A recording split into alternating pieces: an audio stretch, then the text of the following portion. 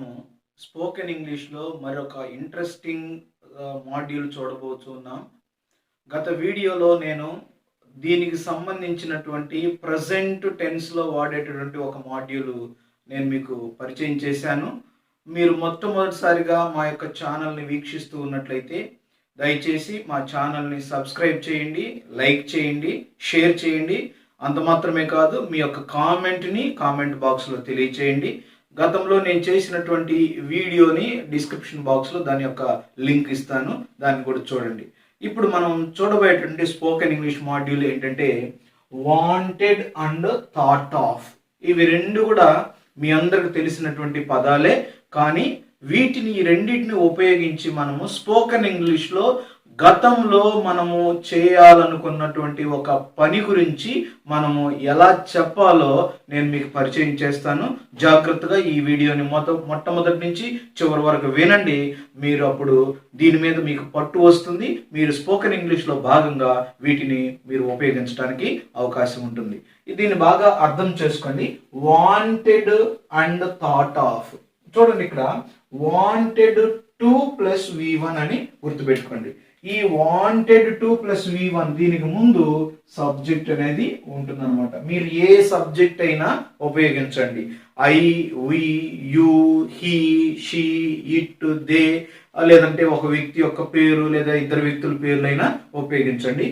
ఏ subject ఉపయోగించినా wanted to అనేది ఉపయోగించండి. ఇక్కడ మీకు వాంటెడ్ అంటే పాస్ట్ టెన్స్ అని గుర్తుపెట్టుకోండి. వాంట్ ప్రెసెంట్ టెన్స్, వాంటెడ్ అంటే పాస్ట్ టెన్స్. దీనికి సంబంధించినటువంటి ఇంతకుముందు వీడియోలో నేను వాంట్ అండ్ థింక్ ఆఫ్ అనే దాని మీద వీడియో చేశాను. దానికి పాస్ట్ రూపంలో వాంటెడ్ అండ్ థాట్ ఆఫ్ అనేటువంటి అంశాన్ని తీసుకొని గతంలో మనం చేయాలనుకుంటుని, చేయాలనుకున్నాము, చేయాలనుకున్నాడు, చేయాలని అనుకున్నది, ఇలాంటి సందర్భాల్లో కొన్ని వాక్యాలు మనం మాట్లాడాలంటే ఈ స్ట్రక్చర్ను ఉపయోగించి చెప్తాము. అది ఎలా చెప్పాలో మీరు గమనించగలరు. చూడండి, వాంటెడ్ 2 + V1 అనేది ఒక స్ట్రక్చర్, దీంతో ఉపయోగిస్తాము. దీనికి వచ్చేసరికి థాట్ ఆఫ్ +V1 + ఇన్ఫార్మ్.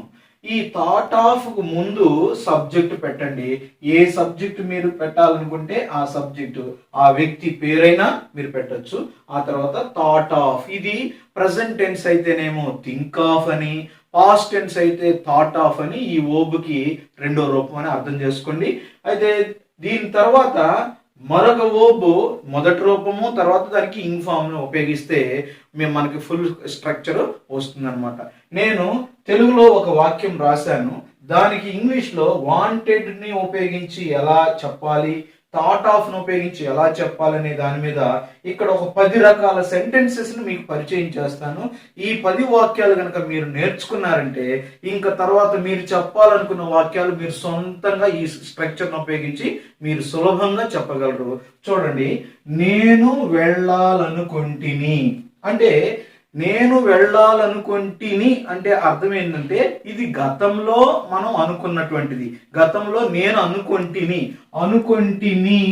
అనుకున్నాను అంటే మీరు బాగా అర్థం చేసుకోవాలా, ఇది ప్రజెంట్ అర్థం కానే కాదు, ఇది పాస్ట్ అర్థం అని గ్రహించాల.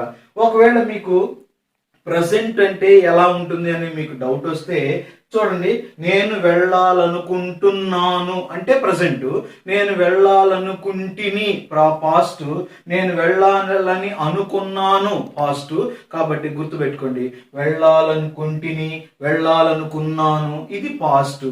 కాబట్టి దాన్ని మనం ఇంగ్లీష్లో ఎలా చెప్పాలంటే వాంటెడ్ ను ఉపయోగించి ఐ వాంటెడ్ టు గో. చూడండి, స్ట్రక్చర్ సబ్జెక్ట్ ఏంటి ఐ, వాంటెడ్ ఇక్కడ పాస్ట్, 2 + V1, 2 + V1. మీరు అక్కడ ఏ ఓబు చెప్పాలనుకుంటే ఆ ఓబును ఉపయోగించండి.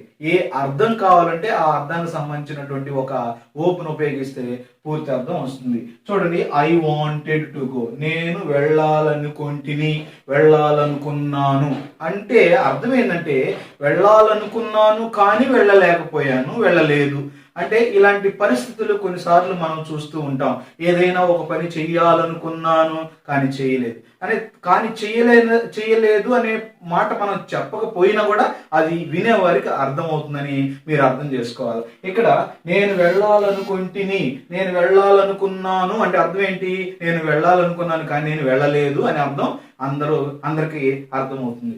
ఆ తర్వాత చూడండి, ఈ ఓబ్ను ఉపయోగించి ఎలా ఉపయోగించాలంటే ఐ థాట్ ఆఫ్ గోయింగ్. గుర్తుపెట్టుకోండి, థాట్ ఆఫ్ తర్వాత అక్కడ మీకు పరిచయం చేశాను V1 ప్లస్ ఇంఫార్మ్. ఇక్కడ గో V1, ఆ తర్వాత ఐఎన్జి ఇంగ్. ఇక్కడ ఏ సెంటెన్స్ చెప్పినా కూడా మీరు థాట్ ఆఫ్ పాస్ట్ టెన్స్ తర్వాత పాస్ట్ వర్బ్ తర్వాత V1 ప్లస్ ఇంఫార్మ్ వస్తుందని మీరు గుర్తుపెట్టుకోవాలి. ఇది మొట్టమొదటిది. రెండోది చూద్దాం. ఆమె ఒక సినిమా చూడాలనుకొనెను అంటే ఇది పాస్ట్ అనమాట. She wanted to watch a movie అంటే గతంలో ఆమె ఒక సినిమా చూడాలని అనుకున్నది కానీ అది జరగలేదు అని అర్థం చేసుకోవాలి. చూడండి, దాన్ని ఇంగ్లీష్లో ఎలా చెప్తామంటే she thought of watching a movie. Thought of ను ఉపయోగించి ఈ విధంగా చెప్తాం. చూడండి, థాట్ ఆఫ్ వచ్చింది, ఆ తర్వాత ఓబో ప్లస్ ఇన్ఫార్మ్. Okay, she wanted to watch a movie or she thought of watching a movie. మీకు మాట్లాడేటప్పుడు మీ మనసులోకి మీ నోట్లోకి ఏది ముందు వస్తే ఏది బాగా పరిచయం అయితే దాన్ని ఉపయోగించవచ్చు. ఈ రెండు అర్థం ఒకటే అనమాట. ఆ తర్వాత మూడోది చూడండి, అతడు నిన్ను కలవాలనుకున్నాడు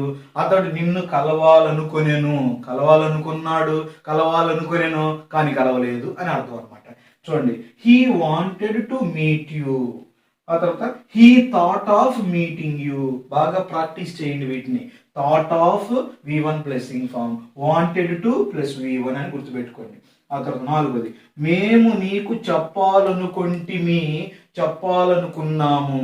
చూడండి, we wanted to tell you, we thought of telling you. Okay, ఆ తర్వాత ఐదోది, అతడు ఒక డాక్టర్ని వివాహం చేసుకోవాలనుకున్నాడు. గతంలో అతడు ఒక డాక్టర్ని వివాహం చేసుకోవాలని అనుకున్నాడు, అది past. He wanted to marry A doctor. అదే అర్థంతో ఈ సెంటెన్స్ కూడా, he thought of marrying A doctor. Okay, ఆ తర్వాత ఆరో వాక్యం చూద్దాం. అతడు నిన్ను అడగాలనుకున్నాడు. చూడండి, he wanted to ask you. ఏదో నిన్ను అడగాలనుకున్నాడు గతంలో కానీ అడగలేకపోయాడో లేదా అడగలేదో కానీ ఆ పని జరగలేదు. కాబట్టి ఏం చెప్తాం? He wanted to ask you, he thought of asking you. చూడండి, ఇలాంటి సెంటెన్సెస్ ని మనం అంతటితో ఆపొచ్చు, లేదంటే దాన్ని కొనసాగించవచ్చు. ఎలా కొనసాగించాలంటే, అతడు నిన్ను అడగాలనుకున్నాడు కానీ అడగలేదు అని తెలుగులో చెప్పాలనుకోండి, he wanted to ask you but he did not ask you. అంటే సెకండ్ సెంటెన్స్ ని మీరు ఉపయోగించకపోయినా కూడా అది అర్థం వినే వాళ్ళకి అర్థమవుతుంది. కాబట్టి మీరు ముందు ఇది నేర్చుకోండి, ఆ తర్వాత రెండో వాక్యం నేర్చుకోండి. ఆ తర్వాత ఏడోది చూడండి, ఆమె నీకు చూపించాలనుకున్నది. ఏదో ఒక మంచి డిక్షనరీ కొనుక్కున్నది అనుకోండి. ఆమె నీకు బాగా తెలుసు ఏది మంచి డిక్షనరీ, ఇది బాగా ఉపయోగపడుతుందా లేదా అనే సందర్భంలో అప్పుడు ఆమె నీకు చూపించాలనుకున్నది, ఆమె కొనుక్కున్నటువంటి ఆ డిక్షనరీ అనుకోండి. అప్పుడు ఏమంటే she wanted to show you. చూపించాలనుకున్నది. ఏమి చూపించాలనుకున్నది నేను మెన్షన్ చేయలేదు కాబట్టి ఇక్కడ రాయలేదు. ఒకవేళ ఆమె నీకు డిక్షనరీ చూపించాలనుకున్నది అనుకోండి, she wanted to show you dictionary అని రాస్తాం అనమాట. అదే మీనింగ్ తోటి she thought of showing you. ఇక్కడ చూడండి, she thought of showing you. తర్వాత ఏమొస్తుందంటే, నేను నీతో ఈ విషయాన్ని పంచుకోవాలనుకుంటుని. అదే అర్థాన్ని I wanted to share this thing with you. I thought of sharing this thing with you. నేను నీతో ఈ విషయాన్ని పంచుకోవాలనుకుంటుని. ఆ తర్వాత నెక్స్ట్ సెంటెన్స్, ఆమె ఒక డాక్టర్ని సంప్రదించాలని అనుకొనెను. చూడండి, she wanted to consult a doctor, she thought of consulting A doctor. ఆ తర్వాత లాస్ట్ సెంటెన్స్, నేను రెండవ అభిప్రాయం తీసుకోవాలనుకుంటుని. ఒకవేళ నేను ఒక డాక్టర్ని కన్సల్ట్ చేశాను. ఆ డాక్టర్ యొక్క డయాగ్నోసిస్‌లో ఈ రిపోర్టు, ఈ ఒక సమాచారం తెలియజేశాడు. అది ఆ విషయం మీద ఇంకొక డాక్టర్‌ని కలిసి సెకండ్ ఒపీనియన్ తీసుకోవాలని అనుకున్నాం అనుకోండి, ఇలా చెప్తాం. I wanted to take second opinion. రెండవ అభిప్రాయం అంటే రెండవ డాక్టర్ దగ్గర నుంచి అని అర్థం. I thought of taking second opinion. ఏదైనా ఒక విషయం మీద, ఒక అంశం మీద ఇద్దరు వ్యక్తుల దగ్గర నుంచి సమాచారాన్ని, వారి అభిప్రాయాన్ని సేకరించాలనుకున్నప్పుడు, తీసుకోవాలనుకున్నప్పుడు గతంలో ఇలాంటి పాస్ట్ టెన్స్ని ఇలాంటి స్ట్రక్చర్లో ఉపయోగిస్తాం అనమాట. ఈ విధంగా నేను మీకు 10 వాక్యాలను పరిచయం చేశాను. ఈ 10 వాక్యాలు కనుక మీరు బాగా స్ట్రక్చర్తో గుర్తుపెట్టుకున్నట్లయితే, ఇలాంటి వాక్యాలు మీరు మాట్లాడాల్సినటువంటి సందర్భం వచ్చినప్పుడు సులభంగా మీరు ఆ వాక్యాల్ని మీ స్పోకెన్ ఇంగ్లీష్లో భాగంగా మాట్లాడగలరు. గుర్తుపెట్టుకోండి, ఈ రెండిటి యొక్క అర్థం ఒకటే. ఇక్కడ ప్రజెంట్ టెన్స్లో చెప్పాలనుకున్నప్పుడేమో ఒక విధంగా ఉపయోగిస్తాం, వాంట్ లేదా థింక్ ఆఫ్ అనే దానితో స్ట్రక్చర్తో మీ గత వీడియోలో నేను పరిచయం చేశాను.